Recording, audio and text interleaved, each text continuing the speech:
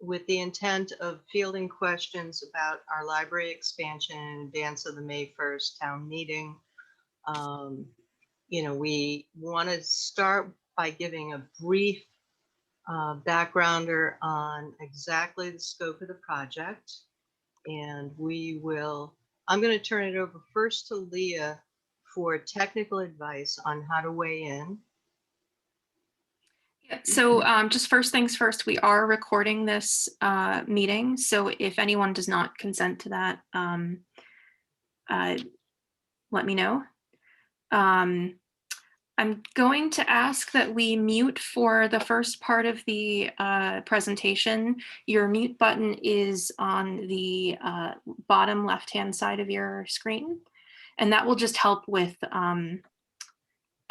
noise control. And then what we can do is on the bottom right-hand side of your screen, there's something that says reactions. And in there, you can actually raise your hand. So if you click on the button that says raise hand, that will let us know that you have questions. And so we can then have people go forward that way. Okay. I would like to turn it over to Patricia Sherman, who will give us an overview of the history that led us to this point. Okay, hello everybody. Just for first step of history, in 1998. Sorry, just a second, I'm going to pause you. I forgot to share the screen. I'm going to share our presentation. Okay. Let me just, before I do that, I think someone just tried to enter. Sorry, I'm just making sure we're getting everybody in the waiting room. Yes. Oh, Jeff Lemay just joined. And okay.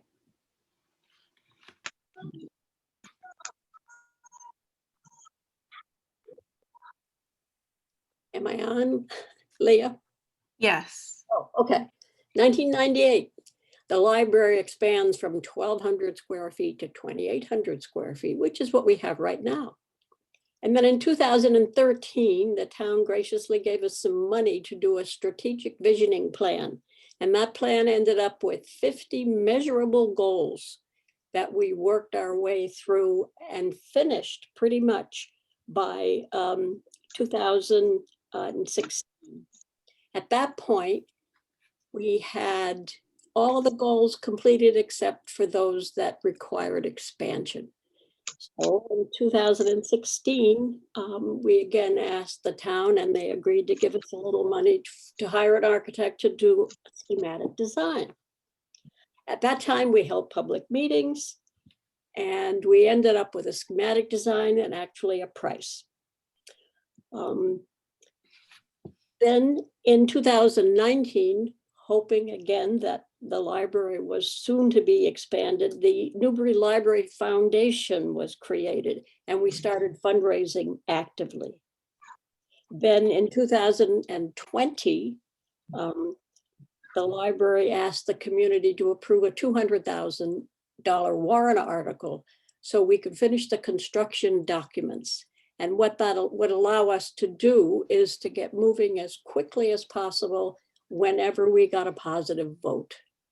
And that's where we are today. And that positive vote hopefully will come because we have a guaranteed maximum price for this building, which our contractors have graciously maintained for us. And the other side of this coin is what happens if we don't get the vote? And that's what we call the cost of doing nothing. And since our library is 20 to 21 years old, we have never had any real major capital money invested in the library. The last few years, we realized that much of the systems in the library, including the roof, need replacing, but we were so close to having expansion, we couldn't spend that money because we knew a lot of it would have to be redone.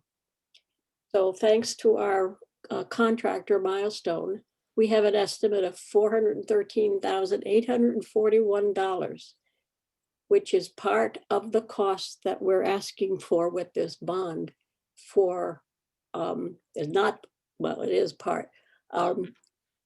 So if we don't get the expansion, we have to do a new roof. We have to replace the heating system. We have to replace the air conditioning system and the electrical systems. We need more efficient lighting. We haven't changed the carpet in 21 years. The building hasn't been painted inside in 21 years. So that healthy chunk of money is really taking care of the maintenance that we have delayed because of the future of expansion. So with that, I will go back to Lynn. I can actually just do a brief overview of this. We're going to show you the walkthrough in just a minute, but the expansion is addressing several issues. It's expanding the computer space and moving the computer space to a central location.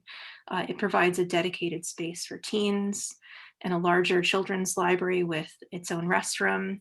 And it's also acknowledging that our current space and our current building is not the most accessible. We have shelves that are far too high and far too low, very narrow shelving units that make it not accessible for wheelchairs. And the low shelving and high shelving is difficult for people to maneuver who may have mobility issues as well. And it's also increasing our collection size, our collection space. We have a lot of collections that we are currently very creatively trying to find solutions for our lack of storage. We've moved a lot of collections around over the years to try and make that work. And we also do have to very heavily review our collection and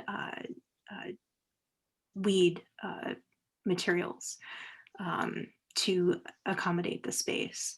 The current building was built with 15,000 volumes in mind. That's was considered to be the maximum allowance for the space. And we currently have around 16,000. We've had up to 18,000 volumes in our space. So it is cramped as well for size. Another part that it's addressing is we do a lot of programming. We do about 200 programs a year. Many of them are at the Vets Hall. We have programs that have had as many as 115 people attending.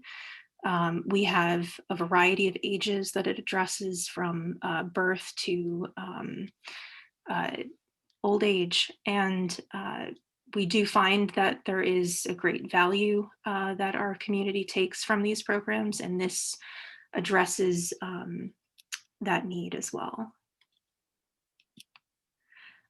We also do see a lot of people using our space for meetings, whether it be people who work from home, students, and also people who may not have access to internet in their house, using it for research. And so this also addresses the need for our patrons to have private spaces within our library as well. This is the floor plan. The grayed out part is the existing building, and then the addition is in white in the back. And we have the walkthrough now, and Chris, our architect, is going to talk us through it, but let me get you queued up first. You might want to, Chris is from Rensinger in Manchester. This oceanside verbo is about to become the backdrop for an unforgettable vacation. I'm sorry about this. There we go. We're not building a pool. We're not building a pool now. Can't get away from the ads. Yeah, thank you, Leah. Chris Drobat, president of Valley Brenzinger Architects. We're going to walk through here, three-dimensional. So the front entrance, the one you know, walk into the building here now, glass and open. We're introducing a vestibule here for the building. We've got a meeting room. Leah talked a lot about the meeting rooms, how important they are, how important they've been over the last year for others who just don't have what they need at home, let alone just going forward in the future. From here, we're going to make our way down to the staff room. And as Leah has noted, and probably humbly so, is that there's just so little space on the existing. There's so much going on. Here we have a view of the technology center right off the lobby. This is right in view of the staff area for visibility. We enter into the staff area now using the space for a private space for calls and discussions, as well as workspace for them is really important. You realize from Leah's list, there's a lot going on. The libraries are no longer just a place for our books. It's a place for our community. From here, we'll be heading into the homework center, kind of teen center, and a place really that is an independent place for teens. You have a bus stop there near at the library. It's a great place for them to come in, do work, still be supervised, and keep that space for them.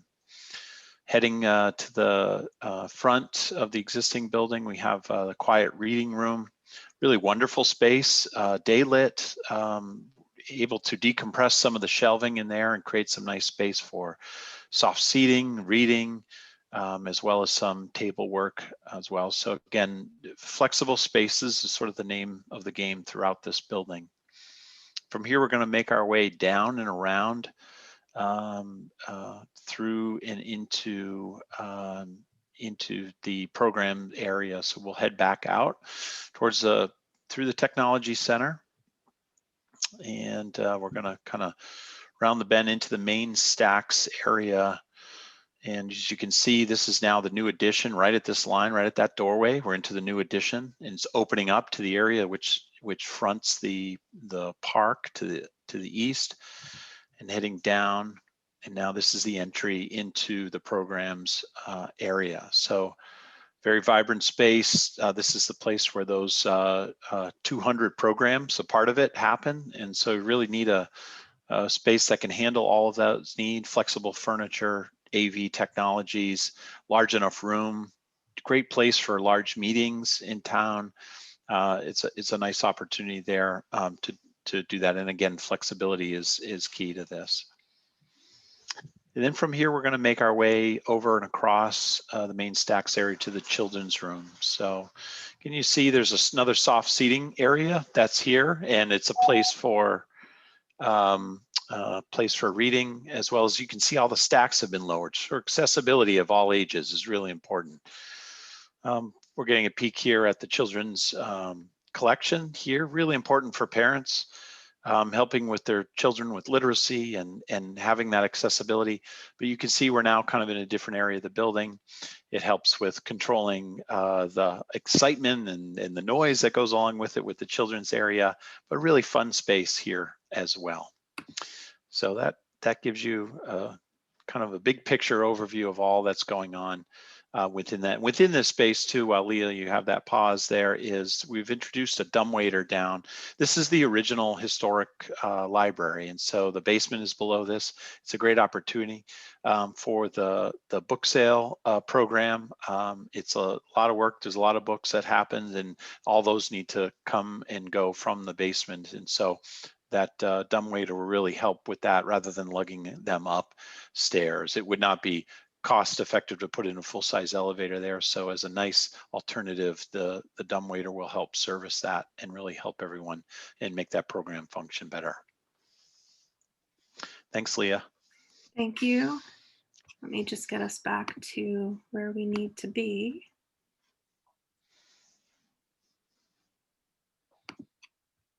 And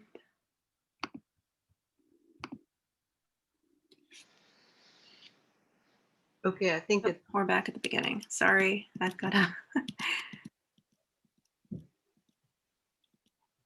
There we go. are we all set, Leah? We're all set. Okay, I think I'd like to turn it over to Jean Flacco, who heads our Newbury Public Library Foundation, who has done an absolutely amazing job fundraising. I'm also a library trustee, so not just a fundraiser. The warrant article 2, which comes up on May 1 at town meeting, asks the Newbury voters to approve $1,822,557 for the construction of and other related expenses for the library addition. If approved, a maximum of $1,322,557 would be financed through bonds and/or notes.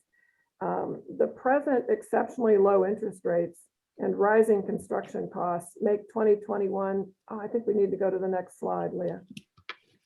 Make 2021 an ideal time to expand the library. According to Dennis Pavlicek, the tax impact of a 15-year bond is projected to be $13 per $100,000 of assessed property value for the first year and $11 per $100,000 for the following years. For a property assessed at $300,000, the cost would be $39 for the first year and $33 for each of the next 14 years. And I don't know anyone who thinks that construction costs are going down. The remaining $500,000 of the cost will be funded by a donation from the Newbury Public Library Foundation. The foundation has already raised 95% of this amount in donations and pledges and will continue fundraising after town meeting. We have received donations and pledges from Newbury voters, seasonal residents, local businesses, banks, and foundations. I raised $475 through a Facebook GoFundMe page on my last birthday, and I'm not going to tell you what birthday that was. Every gift brings us closer to our renovated, expanded library. The time to expand our library is now. Please vote yes on warrant article 2.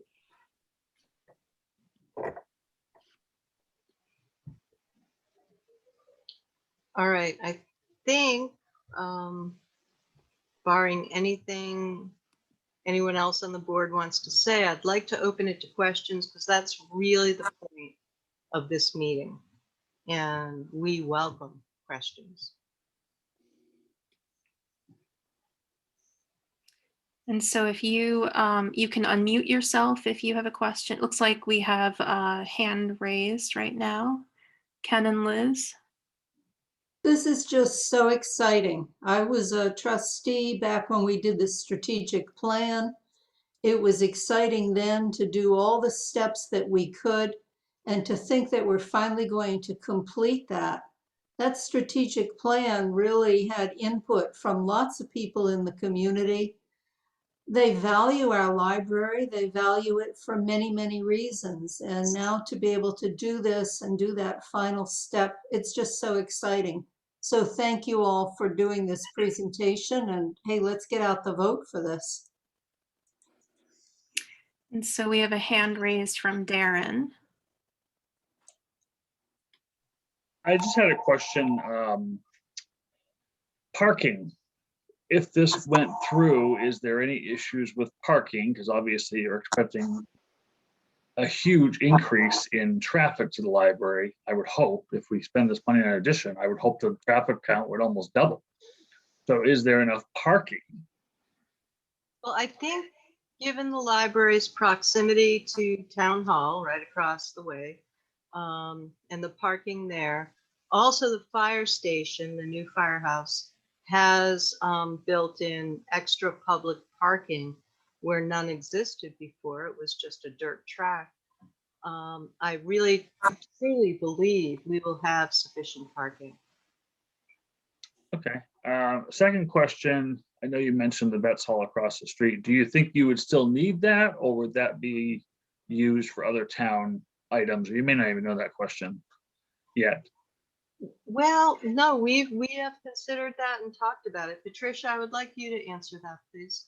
I think that the Vets Hall offers certain opportunities first of all, would give us extra program space, but it's also really larger in a lot of ways than the program space that we have. A lot of the reason why our program space is so crucial is that we need to be able to store projects from week to week. So the Vets Hall doesn't have that capacity, but it does have some other options that are usable. So we will probably continue to use it, but not as much as we would when we get our own space.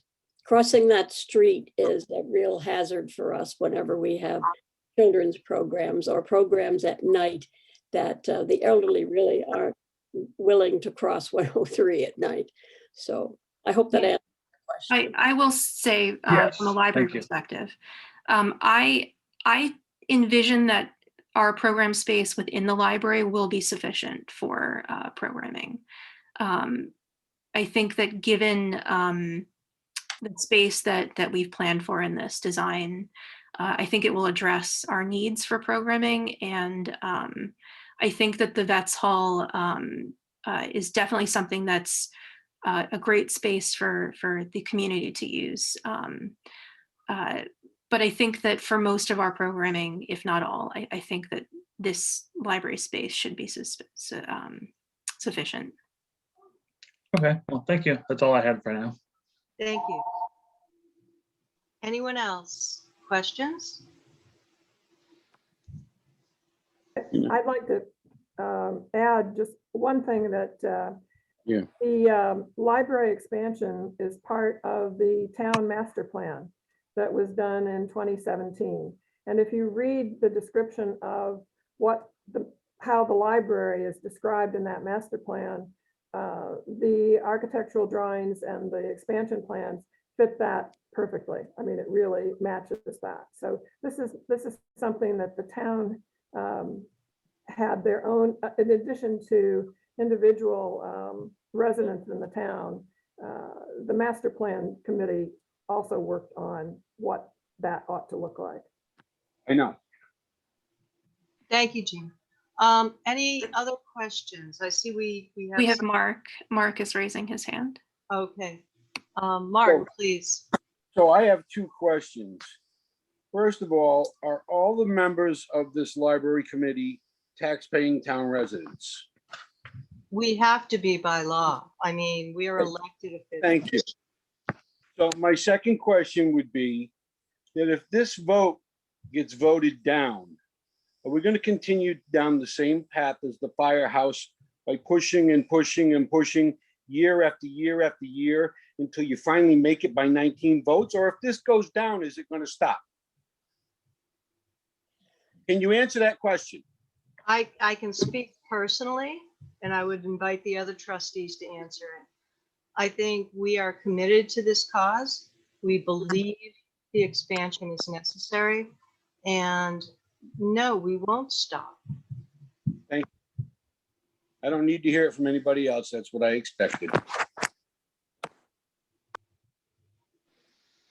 Any other questions, please? Just, Lynn, could I just add something to that? Of course. Yeah. You know, we had a difficult year this year with construction costs increasing, and we don't expect them to go down. But we also have the benefit of extremely low interest rate, which shows up, which says that in ensuing years, it costs $33 a year for a $300,000 house. I think also we've raised $500,000 or will have raised $500,000. It seems like this is the year to get this done for the best price that we're ever going to have for the library.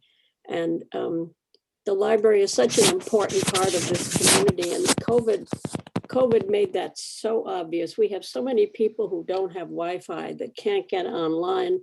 There are enough people now working at home that never worked at home. They need the library and the community spaces that we're providing. So I hope that voters will realize this is the year to do it. And we don't want to be pests, but we've waited patiently for quite a few years. We've planned very carefully. We've done everything that we should have done to get to this point. So I hope that you will vote for warrant article 2. Any other? I add to a little, I just think we've also know the building's in need of repair, and we're gonna have costs to do that if we don't expand. There'll be costs in some way or another anyways. So if we look to do it in a smart way and build a better facility for the community, we'll be building a better option ultimately. So I just think we should also have folks understand that there's expenses that we put off to fix that we would need to ultimately are coming up sooner. Yeah, and that's in excess of $400,000. Now, I think as both Patricia and Betsy cited, this is the most pragmatic approach to this expansion. We have put off repairs in hopes of getting this through because it's the smarter use of taxpayer dollars. Other questions, please? We welcome them.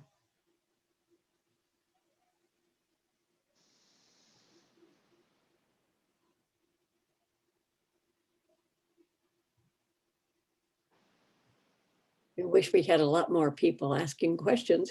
Love it. Lisa, did you have your hand raised? No, I'm sorry. I was just fixing my mic, so my apologies.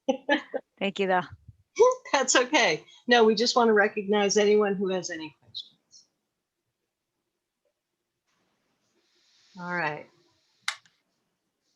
If anyone has questions and they haven't raised their hand and they're not sure how to unmute themselves, it's on the left-hand side lower corner with the little microphone. You can click on that if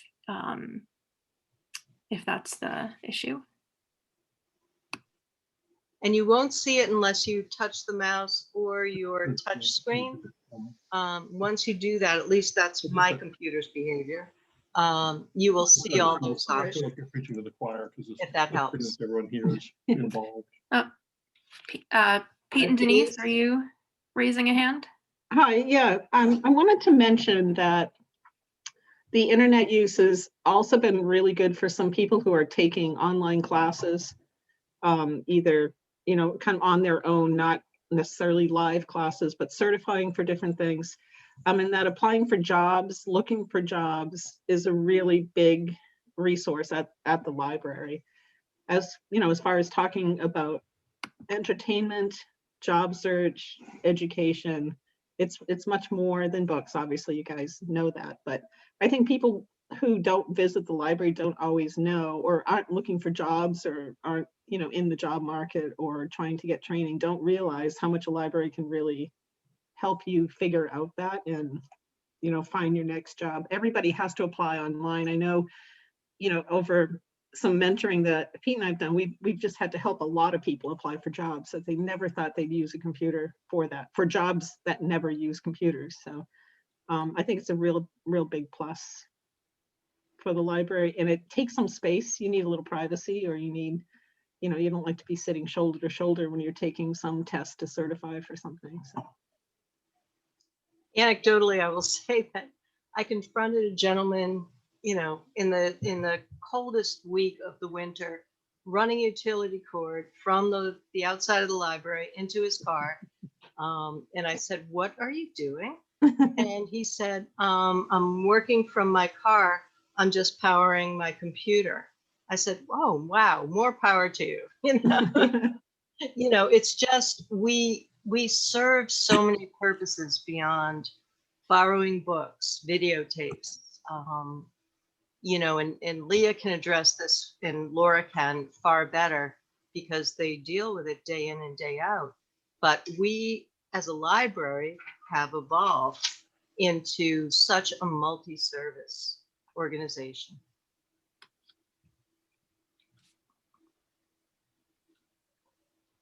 Any other questions, please? Yeah, one of the other things, this is Pete. I mean, there aren't that many places outside of the library that support patrons from the age of like 0 to 100. Seriously, I mean, we have everything from kids' books all the way up through, I mean, we have pretty much, you know, most businesses out there kind of target a certain demographic and a certain age group, and the library really kind of crosses the entire gamut. So I mean, it really is a community resource from birth till death. Well said. But Until death. nobody should go to the library to die. That's not one of our recommendations. I'm gonna. Yeah, Pete might be, but that'll be it. Well, that brings up a good point, because the meeting rooms that are built into this expansion are vital to some people's businesses. And right now they try to set up shop, meaning their laptops, in, you know, one of the reading rooms, but they can't be on a cell phone and annoy others around them, as, you know, cell phones can do. So, you know, I think the meeting rooms and the teen room are critical in this, you know, the rationale behind the need for this expansion. I think we should make it clear when we're presenting at the meeting too, that it's not just for library programs, that they really are community resources, that if people need a meeting room and the library can provide one, that's what they're there for. They're really there to support the community. Well put. Any other questions?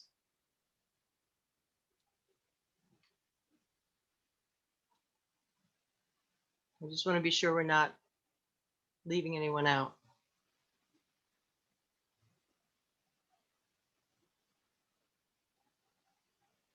All right, then. I would thank everyone for participating. I will note, Ken did note in the chat that if you have any further questions, if you want to see the design, you can stop by the library, or the town office also has the display boards in there as well. And the video for the walkthrough is on YouTube. We have it linked on our website and on Facebook if you want to view that again. Liz, you raised a hand. Or Ken did.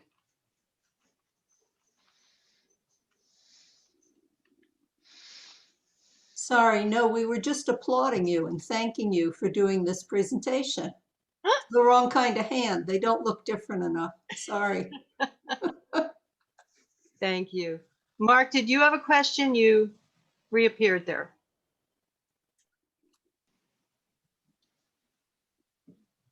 Right.